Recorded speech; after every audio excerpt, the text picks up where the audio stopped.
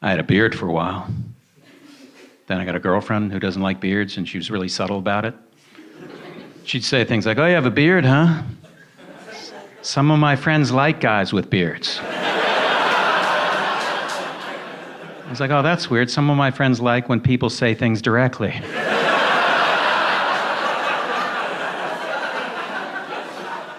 This is a true story. I got an audition for that show Billions, and I told her about it. She's like, "Do you have to shave for the audition?"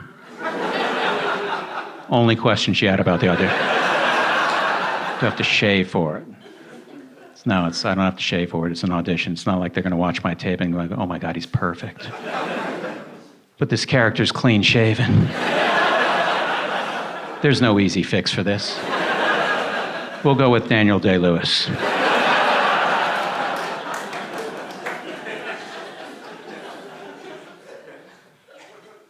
My girlfriend's from rural Oregon, and she wanted to go camping. I was like, "I don't know about camping." She's like, "Do you even know how to put up a tent?" I was like, "No, I don't." She's like, "That's a good skill to have. What if there's an emergency and I'm incapacitated?" Never thought of that. Whenever I've thought of emergencies, that one's not come up. 911, what's your emergency? My girlfriend was attacked by a bear. Sir, calm down. Do you know how to assemble a tent? I'd hoped, but I was hoping you'd send medical attention. We're not sending medical attention, sir. We're sending 5 REI employees. They'll make some s'mores and hang tight till they get there. I don't know anything about sports. My girlfriend knows more about sports than I do, and I actually asked her this question. I go, "Do you stand up or lie down on a snowboard?"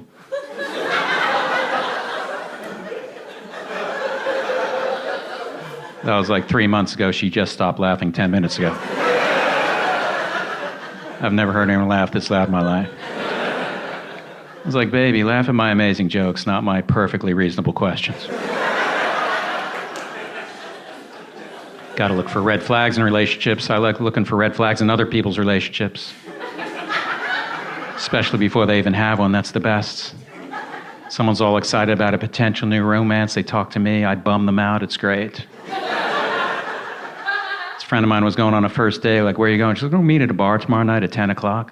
10 o'clock, ooh, red flag. But he works late at the hospital. He works at a hospital, ooh, second red flag.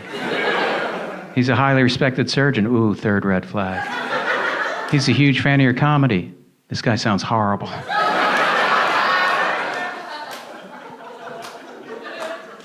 I got an email from my doctor's office telling me my doctor is becoming something called a concierge doctor, meaning there's a $2,300 annual fee just to see her, and I still have to pay for all the appointments.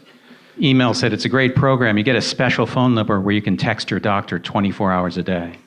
A special phone number? You mean the doctor's phone number? I can text her 24 hours a day?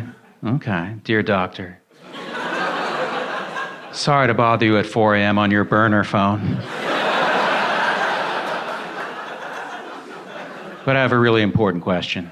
Can I take a third Advil? I implore you to write back before 5. My head is pounding."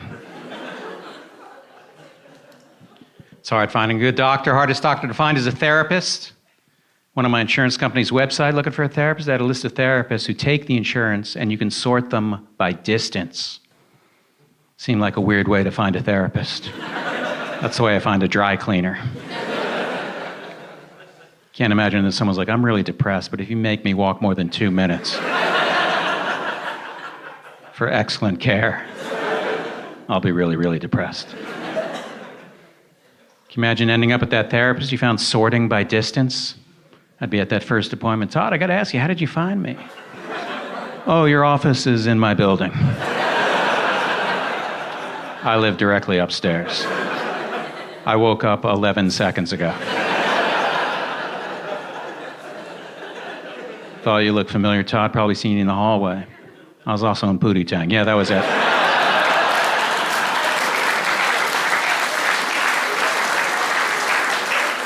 "I've never seen you in the hallway." It was your small but pivotal role in Pootie Tang. That's a weird word to mispronounce. Hey, you said pootie tang wrong. Okay. I think you got the joke. Therapists have websites now. I saw a therapist's website and a link to his Twitter page. It's like, oh, do you have tour dates and merch also?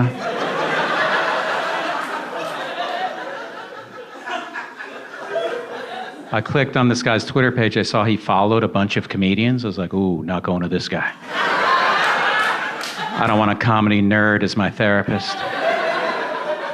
I'll be at the appointment crying my eyes out. Doc, I feel awful. What should I do? Well, Todd, you thought of doing something nice for someone else? Maybe that'll make you feel better. Like what? I don't know. Why don't you hook me up with Bill Burr tickets? I don't know if that's going to help, Doc. Didn't help when I gave you Patton Oswalt's email address. And you got to stop writing to him. He's not going to read that script.